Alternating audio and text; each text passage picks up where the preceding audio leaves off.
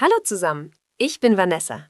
Und ich bin Brad. Willkommen zu unserem Podcast. Heute sprechen wir über ein spannendes Thema, der Alltag junger Deutscher. Wie leben junge Menschen in Deutschland? Was machen sie jeden Tag? Wir sprechen über Routinen, Hobbys, Wochenenden und das soziale Leben. Und wir haben tolle Gäste. Sie erzählen über ihren Alltag. Bevor wir anfangen, bitten wir euch um etwas sehr Wichtiges. Falls euch dieser Podcast gefällt, drückt auf den Daumen hoch. Der Daumen hoch hilft unserem Kanal sehr. Und abonniert. Werdet Teil unserer Familie. Wenn ihr abonniert, bekommt ihr Benachrichtigungen für neue Folgen. In den Kommentaren könnt ihr uns schreiben. Wie sieht euer Alltag aus? Oder was macht ihr in eurer Freizeit? Teilt diesen Podcast mit euren Freunden und eurer Familie. Das PDF findet ihr in der Beschreibung. Es hat alle Wörter und alle Erklärungen. Heute lernt ihr, wie junge Deutsche leben, was sie machen und wie sie ihre Freizeit verbringen. Okay, jetzt beginnen wir. Seid ihr bereit? Ja, sehr bereit. Lass uns anfangen. Brad, erzähl mir, wie beginnt ein typischer Tag für junge Deutsche?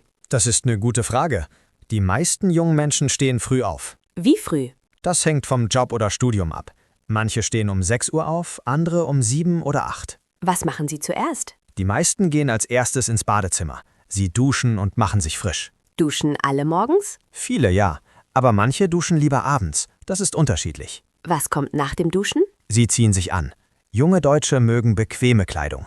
Jeans, T-Shirts, Sneakers. Nicht elegante Kleidung? Nur für die Arbeit. Im Alltag ist Deutschland sehr casual. Was essen sie zum Frühstück? Viele essen Brötchen mit Butter, Marmelade oder Käse. Nur Brötchen? Nein, manche essen Müsli, Joghurt oder Obst. Und sie trinken Kaffee oder Tee. Ist das Frühstück wichtig? Für manche ja, für andere nein. Viele junge Menschen überspringen das Frühstück. Warum? Weil sie keine Zeit haben. Sie trinken nur schnell einen Kaffee. Das ist nicht gesund. Das stimmt. Aber das Leben ist manchmal stressig. Wie kommen sie zur Arbeit oder Uni? Die meisten benutzen öffentliche Verkehrsmittel. Bus, Straßenbahn, U-Bahn oder S-Bahn. Nicht das Auto? Manche schon. Aber in Städten ist das Auto unpraktisch. Parkplätze sind teuer. Fahren viele mit dem Fahrrad? Ja, besonders in Städten wie Berlin, München oder Freiburg. Das Fahrrad ist sehr beliebt. Ist das nicht anstrengend? Ein bisschen. Aber es ist gut für die Gesundheit und für die Umwelt. Wie lange dauert der Weg zur Arbeit? Meistens 20 bis 40 Minuten. In großen Städten manchmal länger. Was machen Sie während der Fahrt? Sie hören Musik, sie lesen oder sie schauen auf ihr Smartphone. Alle haben Smartphones? Fast alle. Junge Deutsche sind sehr digital. Welche Apps benutzen Sie? WhatsApp für Nachrichten, Instagram für Fotos, Spotify für Musik. Und TikTok? Ja, TikTok ist auch sehr beliebt, besonders bei jüngeren Menschen. Checken Sie Ihre Nachrichten morgens? Ja, die meisten schauen als erstes auf ihr Handy, noch im Bett. Das kenne ich. Das kenne ich. Das mache ich auch. Wir alle machen das. Es ist eine moderne Gewohnheit. Willkommen zurück. Jetzt haben wir Julia bei uns. Hallo Julia. Hallo Vanessa. Ich freue mich hier zu sein. Wir freuen uns auch. Julia, du studierst in Köln, richtig? Ja, genau. Ich studiere Psychologie im 5. Semester. Erzähl uns, wie sieht dein typischer Tag aus? Okay, also ich stehe meistens um 8 Uhr auf. Manchmal auch später. Warum später? Weil ich nicht jeden Tag frühe Vorlesungen habe. Manchmal beginnt die Uni erst um 10 oder 11. Das ist praktisch. Ja, das ist ein Vorteil vom Studium. Flexible Zeiten. Was machst du nach dem Aufstehen? Ich mache mir Kaffee. Kaffee ist sehr wichtig für mich. Frühstückst du? Meistens nicht. Ich esse später einen Snack an der Uni. Was isst du dort? Ein Croissant oder ein Sandwich in der Mensa. Was ist die Mensa? Die Mensa ist die Kantine an der Universität. Das Essen ist billig und okay. Wie viel kostet es? Ein Mittagessen kostet 3 bis 5 Euro mit Studentenausweis. Das ist günstig. Ja, für Studenten ist das perfekt. Wir haben nicht viel Geld. Wie viele Vorlesungen hast du pro Tag? Unterschiedlich.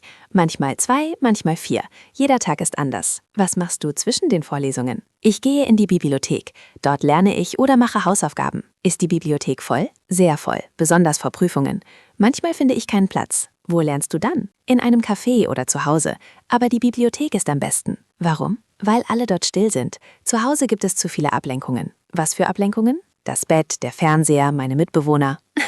Du wohnst in einer WG? Ja, mit 2 anderen Studentinnen. Wir teilen eine Wohnung. Wie ist das? Meistens gut. Wir verstehen uns gut. Aber manchmal gibt es Probleme. Was für Probleme? Zum Beispiel, wer macht die Küche sauber? Wer kauft ein? Solche Sachen. Das klingt nervig. Ein bisschen. Aber wir haben einen Putzplan. Jede putzt eine Woche. Das ist organisiert. Ja, ohne Plan funktioniert es nicht. Wann bist du mit der Uni fertig? Meistens um 16 oder 17 Uhr. Dann fahre ich nach Hause. Was machst du abends? Ich koche mit meinen Mitbewohnern. Wir kochen oft zusammen. Was kocht ihr? Pasta, Salat, manchmal Pizza. Einfache Sachen. Wir sind keine Profiköche. Esst ihr zusammen? Ja, wir essen zusammen und reden über den Tag. Das ist gemütlich. Was machst du nach dem Essen? Manchmal lerne ich noch. Oder ich schaue eine Serie auf Netflix. Welche Serien schaust du? Gerade schaue ich eine deutsche Serie. Dark. Sie ist sehr spannend. Ich kenne Dark. Die Serie ist toll. Ja, und es hilft beim Deutschlernen. Triffst du dich auch mit Freunden? Ja, 2 oder 3 Mal pro Woche. Wir gehen ins Kino, ins Café oder einfach spazieren. Was machst du am Wochenende? Am Wochenende gehe ich oft feiern, in Clubs oder Bars. Bis wann bleibst du? Manchmal bis 4 oder 5 Uhr morgens. Wann gehst du normalerweise schlafen? Unter der Woche um Mitternacht, am Wochenende später. Ist dein Leben stressig? Manchmal, besonders vor Prüfungen. Aber meistens ist es entspannt. Vielen Dank, Julia. Viel Erfolg im Studium. Danke. Tschüss. Willkommen zurück. Unser nächster Gast ist Leon. Hallo Leon. Hey Brad, wie geht's? Mir geht's super.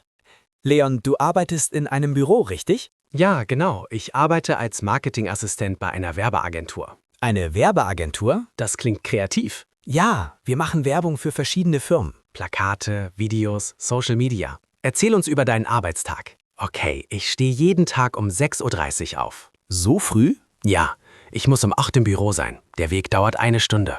Wie kommst du zur Arbeit? Mit der S-Bahn. Ich wohne außerhalb von München. Warum nicht in München? Weil München sehr teuer ist. Meine Wohnung kostet schon genug.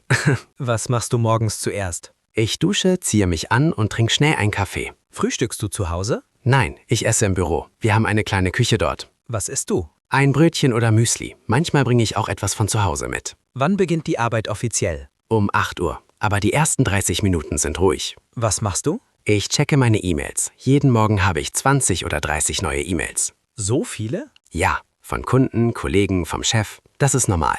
Was machst du danach? Ich habe ein Teammeeting jeden Morgen um 8:30. Worüber sprecht ihr? Über aktuelle Projekte, neue Kunden und unsere Aufgaben für den Tag. Wie lange dauert das Meeting? Ungefähr 30 Minuten, manchmal länger. Und dann? Dann arbeite ich an meinen Projekten. Ich schreibe Texte, mache Präsentationen, plane Kampagnen. Ist die Arbeit stressig? Manchmal, wenn viele Deadlines gleichzeitig kommen. Was sind Deadlines? Termine, bis wann etwas fertig sein muss. Manchmal sind die Deadlines sehr eng.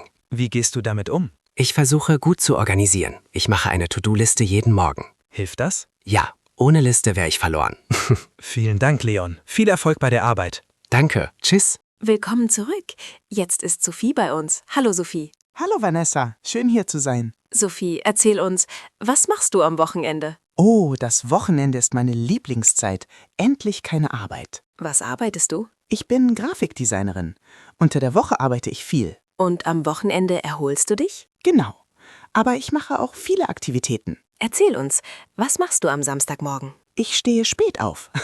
Meistens um 10 oder 11 Uhr. Das ist spät. Ja, unter der Woche stehe ich um 6 auf. Am Wochenende brauche ich Schlaf. Was machst du nach dem Aufstehen? Ich frühstücke gemütlich. Ich nehme mir Zeit. Das mache ich unter der Woche nie. Was isst du? Eier, Brot, Käse, Obst und ich trinke frischen Orangensaft. Das klingt lecker. Ja, ein gutes Frühstück ist wichtig für einen guten Tag. Was machst du danach? Ich gehe zum Wochenmarkt, fast jeden Samstag. Was ist der Wochenmarkt? Ein Markt im Freien. Bauern verkaufen dort frisches Gemüse, Obst, Käse, Brot. Das ist gesund. Sehr gesund und es macht Spaß. Ich treffe oft Freunde dort. Was kaufst du? Gemüse für die Woche, frisches Brot, manchmal Blumen. Dann gehst du nach Hause? Ja, oder ich gehe in ein Café. Ich liebe Kaffeekultur. Was machst du im Café? Ich trinke einen Cappuccino und lese ein Buch. Oder ich schaue Leute. Leute schauen? Ja, in Deutschland sagen wir Leute beobachten. Es ist interessant. Das mache ich auch. Was machst du am Samstagnachmittag? Manchmal gehe ich shoppen in die Innenstadt. Was kaufst du? Kleidung, Schuhe, manchmal Dekoration für meine Wohnung. Gibst du viel Geld aus? Nicht zu viel. Ich schaue oft nur. Window Shopping nennt man das. Was bedeutet das? Man schaut in die Schaufenster, aber kauft nichts. Ah, verstehe. Was machst du am Samstagabend? Das ist unterschiedlich. Manchmal gehe ich aus. Ausgehen, was bedeutet das? In Bars oder Clubs gehen, mit Freunden feiern. Trinkst du Alkohol? Manchmal. Ein Bier oder einen Cocktail, aber nicht so viel. Bis wann bleibst du? Manchmal bis 2 oder 3 Uhr. Dann nehme ich ein Taxi nach Hause. Oder den Nachtbus? Ja, viele Städte haben Nachtbusse am Wochenende. Das ist praktisch. Was machst du am Sonntag? Sonntag ist mein Relax-Tag. Ich mache gar nichts. Wirklich nichts? Naja, fast nichts. Ich stehe noch später auf, um 12 Uhr. Dann ist es schon Mittag. Genau. Ich frühstücke und esse gleichzeitig Mittag. Brunch. Wo machst du Brunch? Zu Hause oder in einem Restaurant. Brunch-Restaurants sind sehr beliebt in Deutschland. Was isst man beim Brunch? Alles. Süßes und Salziges. Pfannkuchen, Eier, Wurst, Käse, Marmelade. Das klingt nach viel Essen. Ja, nach dem Brunch bin ich sehr voll. Was machst du am Sonntagnachmittag? Ich mache einen Spaziergang im Park oder am Fluss. Allein oder mit Freunden? Manchmal allein, manchmal mit meinem Freund. Ist das nicht langweilig? Nein, es ist entspannend. Die Natur ist schön und es ist gut für die Gesundheit. Machst du auch Sport am Wochenende? Ja, sonntags gehe ich manchmal joggen oder ich mache Yoga. Wo machst du Yoga? Zu Hause. Ich folge Videos auf YouTube. Das ist praktisch. Ja, kostenlos und flexibel. Was machst du am Sonntagabend? Ich bereite mich auf die Woche vor. Ich plane meine Aufgaben. Das klingt nicht nach Relax. Ein bisschen. Aber es hilft. Dann bin ich am Montag nicht gestresst. Schaust du auch Tatort? Manchmal. Tatort ist eine deutsche Krimiserie. Jeden Sonntag im Fernsehen. Ist sie gut? Ja. Viele Deutsche schauen Tatort. Es ist Tradition. Wann gehst du am Sonntag schlafen? Früher als am Samstag. Um 22 oder 23 Uhr. Damit du am Montag fit bist? Genau. Der Montag ist immer schwer. Vielen Dank, Sophie. Schönes Wochenende. Danke, euch auch. Tschüss. Willkommen zurück. Unser letzter Gast ist Tim. Hallo Tim. Hallo Brad, Grüße an alle. Tim, du hast viele Hobbys, richtig? Ja, ich habe zu viele Hobbys. Ich habe nie genug Zeit. Erzähl uns, was sind deine Hobbys? Mein größtes Hobby ist Fußball. Ich spiele 2-mal pro Woche. In einem Verein? Ja, in einem Amateurverein. Wir spielen in der Kreisliga. Was ist die Kreisliga? Das ist eine lokale Liga. Nicht professionell, aber ernst. Wann trainierst du? Dienstag und Donnerstag abends von 19 bis 21 Uhr. Und die Spiele? Samstags oder sonntags. Meistens am Samstagnachmittag. Reist ihr zu anderen Städten? Ja, manchmal, wenn das Spiel auswärts ist. Was bedeutet auswärts? In der Stadt der anderen Mannschaft, nicht zu Hause. Fahrt ihr zusammen? Ja, mit dem Bus. Das ist lustig. Wir singen und haben Spaß. Gewinnt ihr oft? Manchmal.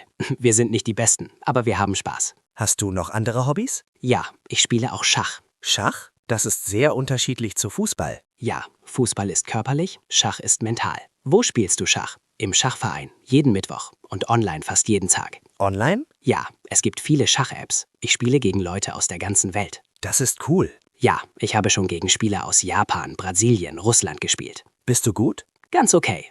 Ich bin kein Meister, aber ich gewinne manchmal. Hast du noch andere Hobbys? Ja, ich koche gern. Kochen ist meine Leidenschaft. Was kochst du? Alles Mögliche. Italienisch, asiatisch, deutsch. Ich probiere neue Rezepte. Wo findest du Rezepte? Auf YouTube, in Kochbüchern oder auf Foodblogs. Kochst du für dich oder für andere? Oft für Freunde. Ich lade Freunde ein und koche für sie. Das ist nett. Ja, zusammen essen macht Spaß. Und meine Freunde mögen mein Essen. Hast du einen Lieblingsgast? Vielleicht Lasagne oder Thai Curry. Beides ist lecker. Machst du noch etwas anderes? Ja, ich lese gern. Besonders Krimis und Thriller. Wie viele Bücher liest du pro Monat? 2 oder 3. Ich lese jeden Abend vor dem Schlafen. Das ist gut für den Kopf. Ja, Lesen entspannt mich. Nach dem Lesen schlafe ich besser. Gehst du auch ins Kino? Ja, 1 oder 2-mal pro Monat. Mit Freunden oder mit meiner Freundin. Was für Filme magst du? Actionfilme, Komödien, manchmal Dokumentationen. Keine Liebesfilme? Nur wenn meine Freundin es will. Dann muss ich. Das kenne ich. Machst du auch Reisen? Ja, ich reise gern, aber nicht so oft. Reisen ist teuer. Wohin reist du? Innerhalb von Europa. Letztes Jahr war ich in Italien und Spanien. Wie reist du? Mit dem Flixbus oder mit dem Zug? Manchmal fliegen wir. Was ist Flixbus? Ein billiger Fernbus. Man kann durch ganz Europa fahren. Ist das bequem? Nicht so bequem wie der Zug, aber viel billiger. Wie findest du Zeit für alle Hobbys? Das ist schwierig. Ich muss gut planen, aber ich liebe es, beschäftigt zu sein. Fühlst du dich manchmal gestresst? Manchmal. Aber die Hobbys entspannen mich. Sie machen mich glücklich. Was ist dein Tipp für ein gutes Leben? Finde Hobbys, die du liebst. Das Leben ist nicht nur Arbeit. Das ist ein weiser Rat. Danke. Man lebt nur einmal. Vielen Dank, Tim. Viel Spaß mit deinen Hobbys. Danke. Tschüss. Tim hat ein sehr aktives Leben. Wichtige Wörter: Fußball, Verein, auswärts, Schach, online, Foodblogs, Krimis, Thriller, Flixbus, Zug. Jetzt wiederholen wir die wichtigsten Vokabeln. Auf geht's! Los geht's mit den wichtigen Vokabeln. Bereit. Erstes Wort: duschen. Duschen bedeutet sich mit Wasser waschen. Im Badezimmer. Beispiel: Ich dusche jeden Morgen. Sehr gut. Zweites Wort: öffentliche Verkehrsmittel. Das sind Bus, Straßenbahn, U-Bahn, S-Bahn. Verkehrsmittel für alle Menschen. Beispiel: Ich fahre mit öffentlichen Verkehrsmitteln zur Arbeit. Perfekt. Drittes Wort: WG. WG bedeutet Wohngemeinschaft. Mehrere Personen teilen eine Wohnung. Beispiel: Ich wohne in einer WG mit 3 Freunden. Ausgezeichnet. 4. Wort. Mensa. Die Mensa ist die Kantine an der Universität. Studenten essen dort. Beispiel: Das Essen in der Mensa ist billig. Toll. 5. Wort. Deadline. Eine Deadline ist ein Termin, bis wann etwas fertig sein muss. Beispiel: Meine Deadline ist morgen. Fantastisch. 6. Wort. Fitnessstudio. Das Fitnessstudio ist ein Ort für Sport. Man trainiert dort. Beispiel: Ich gehe 3-mal pro Woche ins Fitnessstudio. Sehr gut. 7. Wort. Ausgehen. Ausgehen bedeutet in Bars, Clubs oder Restaurants gehen, abends oder nachts. Beispiel: Am Samstag gehen wir aus. Perfekt. Letztes Wort. Verein. Ein Verein ist eine Organisation für ein Hobby. Zum Beispiel Fußballverein, Musikverein. Beispiel: Ich bin Mitglied in einem Schachverein. Hervorragend. Das waren unsere wichtigsten Vokabeln. So, wir sind am Ende unserer Episode. Was haben wir heute gelernt? Wir haben über den Alltag junger Deutscher gesprochen. Wir haben gelernt, wie ihr Morgen aussieht. Wir haben 4 Gäste gehört mit ihren Geschichten. Julia ist Studentin und lebt in einer WG. Leon arbeitet im Büro und geht ins Fitnessstudio. Sophie genießt ihr Wochenende mit Brunch und Ausgehen. Und Tim hat viele Hobbys. Fußball, Schach, Kochen, Lesen. Jeder hat einen anderen Lebensstil. Aber alle arbeiten hart und genießen ihre Freizeit. Wichtige Ausdrücke waren öffentliche Verkehrsmittel, WG, Ausgehen und Hobbys. Jetzt haben wir eine Hausaufgabe für euch. Schreibt in die Kommentare, wie sieht euer typischer Tag aus? Oder was sind eure Hobbys? Wir lesen alle Kommentare. Wir sind sehr neugierig. Vergesst nicht das PDF. Es ist in der Beschreibung. Das PDF hat alle Vokabeln, alle Erklärungen und Übungen. Wenn euch diese Episode gefallen hat, drückt den Daumen hoch. Und abonniert unseren Kanal. Das hilft uns sehr. Teilt diesen Podcast mit euren Freunden. Besonders mit Freunden, die Deutsch lernen. In der nächsten Episode sprechen wir über deutsche Feste und Traditionen. Oktoberfest, Karneval, Weihnachtsmärkte und mehr. Das wird festlich. Macht's gut. Bis zum nächsten Mal. Tschüss und viel Spaß beim Deutschlernen. Vergesst nicht zu üben. Jeden Tag ein bisschen. Ihr macht das großartig. Wir glauben an euch. Bis bald. Auf Wiederhören. Ciao. Tschüss.